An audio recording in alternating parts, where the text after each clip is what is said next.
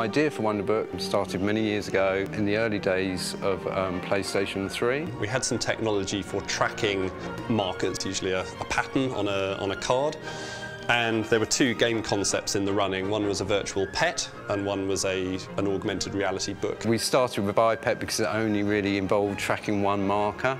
Then as iPet started ramping down, we looked at, well, how we've made the technology now, so can we reuse this to create the book? And if you look at a Wonderbook, you'll notice that this same kind of marker design is repeated across each of the pages. And so this core technology on iPet formed the foundation for the technology on Wonderbook. We often describe it as looking in a magic mirror. So you look at the TV screen, you see everything, but all these other amazing things can come out of the book.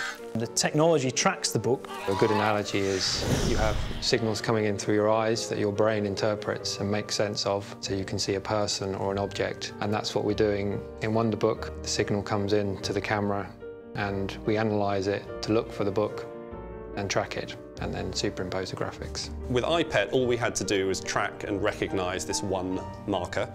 And also, because it had a handle on the back, it meant that no one ever sort of put their hand in front of it because you held it from behind. This book is more than just a bunch of markers stuck together.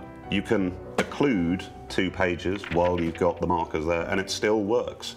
You can turn a page and occlude a marker and it still works.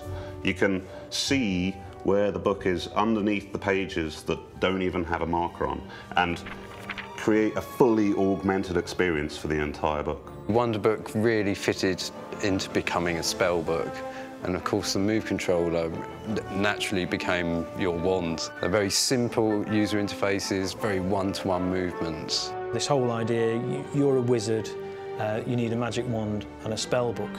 It was a match made in heaven. You've actually got a book in your living room. You're actually sitting there as a family together around a book that comes to life. That's never been done before. It allows players to actually role play, to actually become part of the experience. And of course in the Book of Spells that means you becoming a wizard.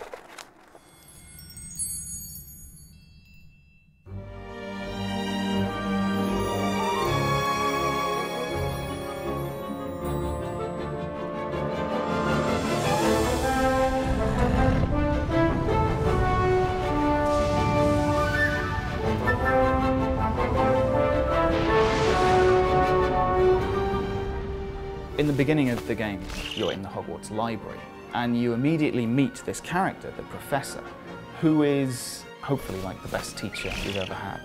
So the book is split into 5 chapters, and each chapter represents qualities of a wizard. So it could be importance of practice, any kind of attribute that a young wizard or witch would need to progress in the wizarding world. So once we had that kind of skeleton of these 5 chapters, and a theme for each one, then we tied in 4 spells per chapter. So the first thing the player might do is learn the incantation for the incendio spell, for example. So they have to repeat the words that are shown on screen. And then the next stage is to perform the gesture, which is a simple shape drawn with the move controller.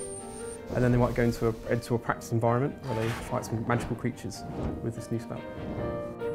Once you've learnt those 4 spells, there's an end of chapter test, which will then test you on those spells, and that will take you through kind of many different areas that have tasks that require you to use all of the 4 spells that you've learned in that chapter.